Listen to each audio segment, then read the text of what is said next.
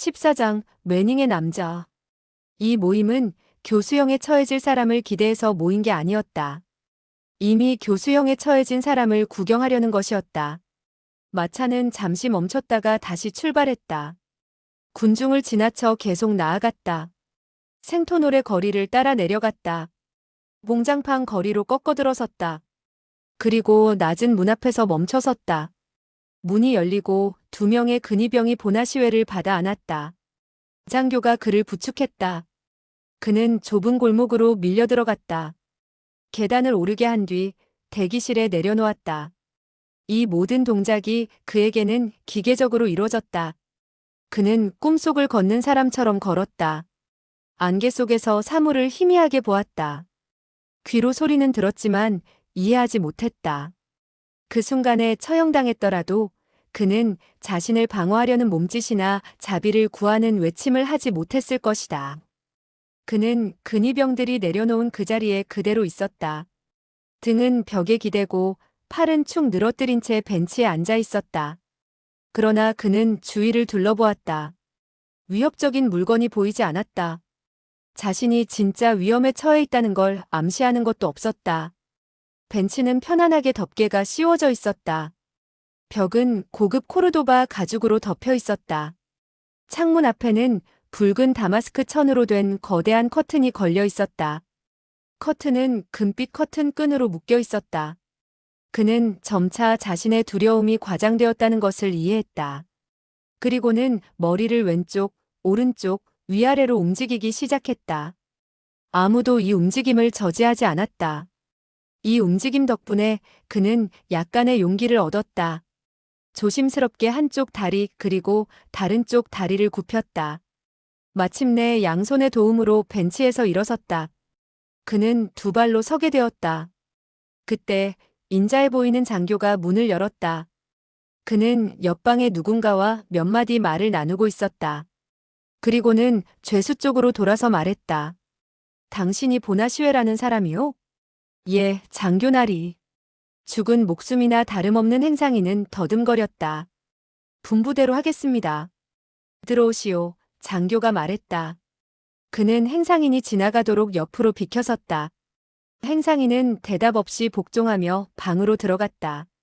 마치 그가 기다려지고 있던 곳 같았다. 그곳은 넓은 사무실이었다.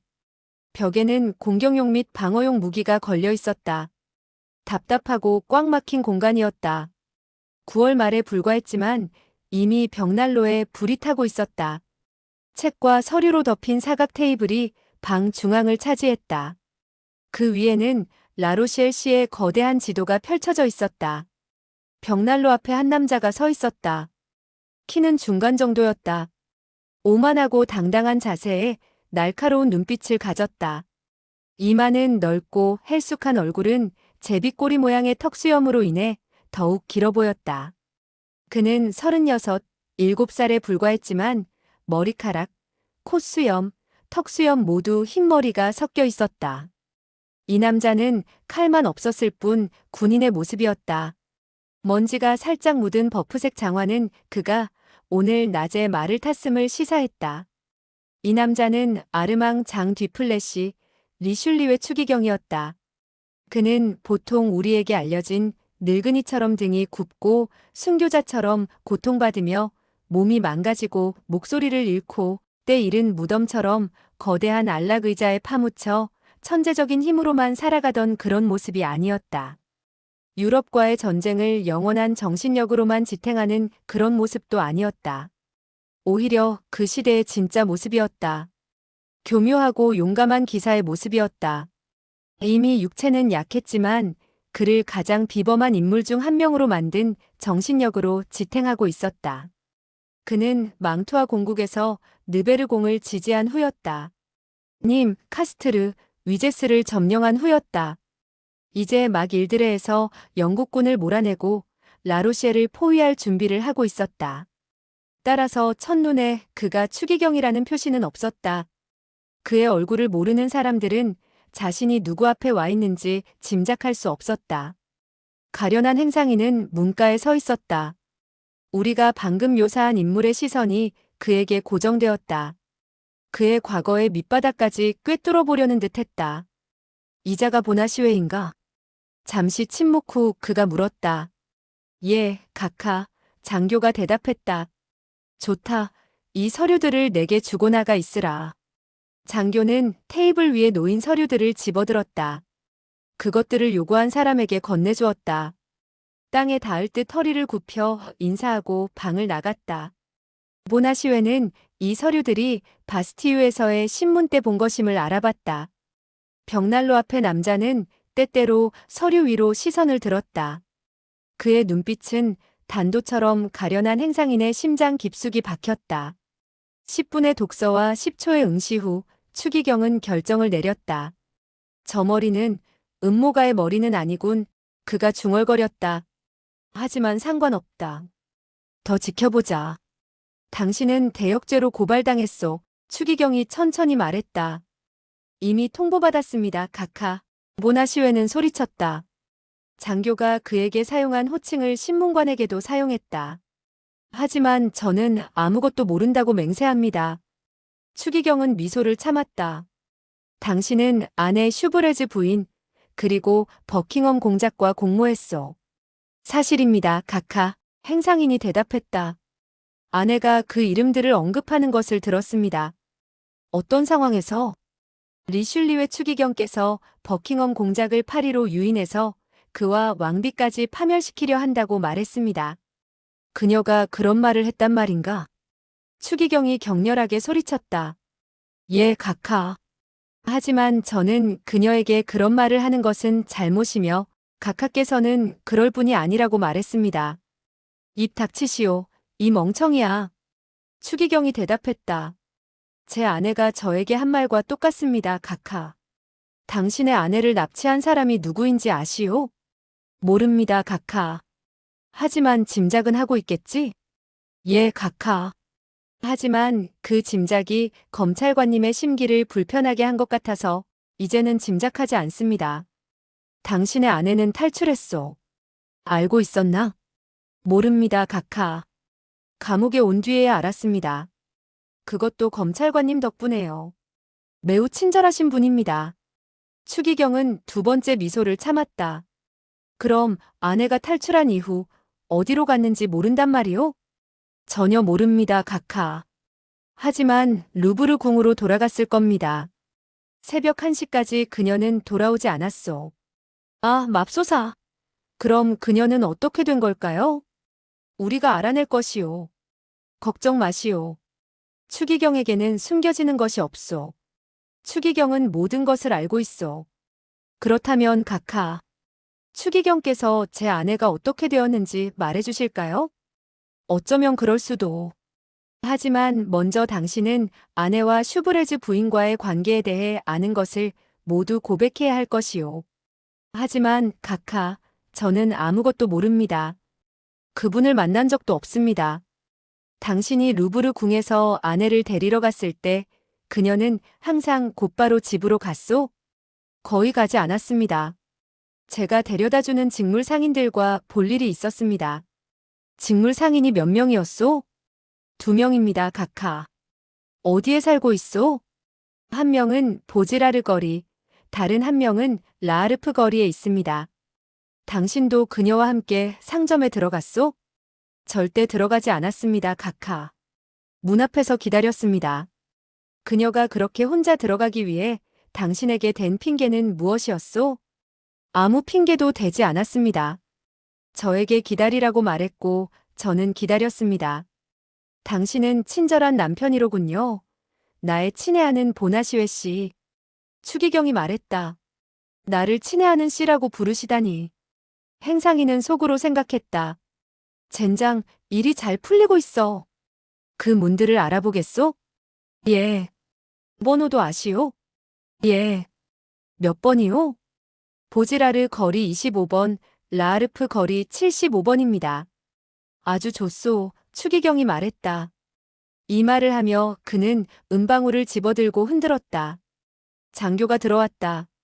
가서 로슈포르를 찾아 나에게 오라 전하시오. 그가 낮은 목소리로 말했다. 돌아왔다면 즉시 오라고. 백장님은 여기 계십니다. 장교가 말했다. 각하께 긴급히 드릴 말씀이 있다고 합니다. 각하께? 모나시웨는 중얼거렸다. 그는 이것이 보통 추기경님에게 붙이는 칭호임을 알고 있었다. 각하께? 그럼 들어오라, 들어오게 해. 리슐리웨가 퉁명스럽게 말했다. 장교는 추기경의 하인들이 그에게 복종할 때 보이는 민첩함으로 방을 뛰쳐나갔다. 각하께? 모나시웨는 놀란 눈을 굴리며 중얼거렸다. 장교가 사라진 지 5초도 채 되지 않아 문이 열리고 새로운 인물이 들어왔다. 저 사람이군요. 모나시웨가 소리쳤다. 누가? 추기경이 물었다. 제 아내를 납치한 사람입니다. 추기경은 두 번째로 종을 울렸다. 장교가 다시 나타났다. 이 사람을 그의 두 근위병에게 돌려보내고 내가 다시 부를 때까지 기다리게 하시오. 아닙니다, 각하. 아닙니다. 저 사람이 아닙니다. 모나시웨가 소리쳤다. 아닙니다. 제가 착각했습니다. 전혀 닮지 않은 다른 사람이었습니다. 이분은 정직한 분입니다. 이 멍청이를 데려가. 추기경이 말했다. 장교는 보나시웨의 팔을 잡고 그를 대기실로 데려갔다. 그곳에서 그는 그의 두 근위병을 발견했다. 방금 소개된 새로운 인물은 보나시웨가 나갈 때까지 참을성 없게 그를 눈으로 쫓았다. 문이 그의 뒤로 다시 닫히자 그는 재빨리 추기경에게 다가갔다. 그리고 말했다. 그들이 만났습니다. 누구 말이냐? 각하께서 물었다. 그녀와 그 말입니다. 왕비와 공작이? 리슐리웨가 소리쳤다. 예. 어디서? 루브르에서. 확실하냐? 완벽하게 확실합니다. 누가 너에게 말했지? 라누아 부인입니다. 아시다시피 그녀는 각하를 위해 일합니다. 왜 더 일찍 말하지 않았지? 우연인지 아니면 불신 때문인지 왕비께서는 파르지 부인을 방에서 재우시고 하루 종일 옆에 두셨습니다. 좋다, 우리가 적군. 이제 복수할 방법을 찾아야지. 제 영혼을 다해 돕겠습니다, 각하. 안심하십시오. 어떻게 된 일이냐? 밤 12시 30분에 왕비께서는 시녀들과 함께 계셨습니다. 어디서? 침실에서요. 좋다. 그때 누군가 재봉사의 심부름이라며 손수건을 건네주러 왔습니다. 그리고 왕비께서는 즉시 큰 동요를 보이셨습니다. 얼굴에 바른 연지에도 불구하고 창백해졌습니다. 그리고 하지만 그녀는 일어섰습니다. 그리고 변조된 목소리로 말했습니다. 아가씨들 10분만 기다려주세요. 곧 돌아올게요. 그러고는 침실 옆 작은 문을 열고 나갔습니다. 왜 라누아 부인은 그 순간 우리에게 알리러 오지 않았지? 아직 확실하지 않았습니다. 게다가 왕비께서 아가씨들 기다려주세요라고 하셨고 그녀는 왕비에게 불복종할 용기가 없었습니다. 왕비가 방 밖에 머문 시간은 얼마나 되었지? 45분입니다. 그녀의 시녀 중 아무도 동행하지 않았나? 도냐, 에스테파니아 뿐이었습니다. 그리고 그녀는 그 후에 돌아왔나? 예. 하지만 작은 장미목 상자를 가져가기 위해서였습니다. 거기에 그녀의 이니셜이 새겨져 있었습니다. 그러고는 즉시 다시 나갔습니다. 나중에 돌아왔을 때 그 상자를 가져왔나? 아니요. 라누아 부인은 그 상자 안에 무엇이 들어있었는지 아나? 예. 폐하께서 왕비께 주신 다이아몬드 펜던트입니다. 그리고 그녀는 상자 없이 돌아왔단 말이군. 예. 그래서 라누아 부인은 그것들을 버킹엄에게 주었다고 생각하는 건가? 확신하고 있습니다. 어떻게? 낮에 라누아 부인은 왕비의 의상 관리인 자격으로 그 상자를 찾았습니다. 찾지 못하자 당황한 모습을 보였습니다. 결국 왕비께 그것에 대해 물어보았습니다. 그리고 왕비께서는 매우 빨개지며 대답했습니다. 전날 펜던트 중 하나가 부러져서 수리하라고 보석상에게 보냈다고요. 누군가 그게 사실인지 아닌지 확인해야겠군. 제가 했습니다. 그래서 보석상은 그것에 대해 들은 바가 없다고 했습니다. 좋다. 좋다. 로슈포르, 모든 것을 잃은 건 아니다. 그리고 어쩌면 잘 된 일일지도 모른다. 사실, 저는 각하의 천재성이 내 대리인의 실수를 만회할 거라고 각하께서 제 말을 끝까지 하게 해주셨다면 바로 그 말을 하려 했습니다. 이제 슈브레즈 공작 부인과 버킹엄 공작이 어디에 숨어 있는지 아느냐? 모릅니다, 각하. 제 사람들이 확실한 정보를 주지 못했습니다. 하지만 나는 알고 있다. 각하께서요? 그래, 적어도 짐작은 하고 있지.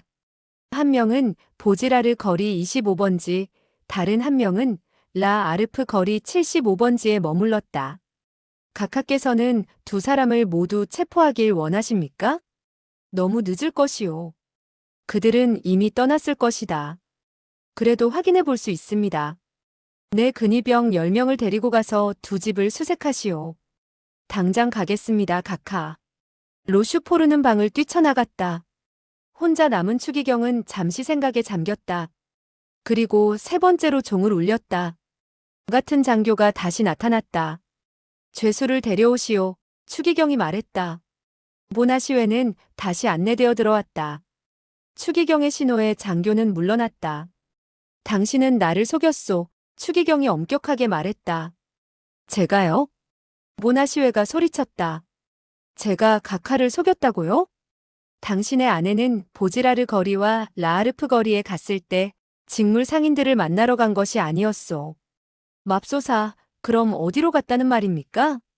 슈브레즈 공작 부인과 버킹엄 공작을 만나러 갔소. 예, 보나시웨는 기억을 되살리며 말했다. 예, 맞습니다. 각하의 말씀이 옳습니다. 제가 아내에게 여러 번 말했습니다. 간판도 없는 그런 집들에 직물 상인이 사는 것이 이상하다고요. 그때마다 아내는 크게 웃었습니다. 아, 각하, 모나시웨는 각하의 발치에 엎드려 계속 말했다. 아, 각하는 정말 추기경이십니다. 온 세상이 숭배하는 위대한 추기경, 천재이십니다. 모나시웨처럼 천박한 존재를 이긴 승리였지만 추기경은 잠시 그것을 즐겼다. 그러다가 거의 즉시 새로운 생각이 떠오른 듯 했다. 미소가 그의 입가에 퍼졌다. 행상인에게 손을 내밀며 말했다. 일어나시오, 친구. 당신은 용감한 사람이요. 추기경께서 제 손을 만져주셨다. 제가 위대한 분의 손을 만졌다. 모나시웨가 외쳤다. 위대한 분이 나를 친구라고 부르셨다. 그래, 내 친구요, 그래. 추기경이 말했다. 그는 때때로 취할 수 있는 온화하고 자비로운 어조를 사용했다. 하지만 그것은 그를 모르는 사람들만 속이는 어조였다. 그리고 당신이 부당하게 의심받았으니 보상을 받아야 하오. 여기 피스톨 100립이 든 주머니를 받으시오. 그리고 나를 용서해 주시오. 제가 각하를 용서하다니요? 모나시웨는 망설이며 주머니를 받지 않았다. 아마도 이 선물이 농담일까봐 두려웠을 것이다. 하지만 저를 체포하실 수도 있고 고문하실 수도 있고 교수형에 처하실 수도 있습니다. 각하는 주인이시고 저는 거기에 대해 한마디도 할 말이 없습니다. 각하를 용서하다니요?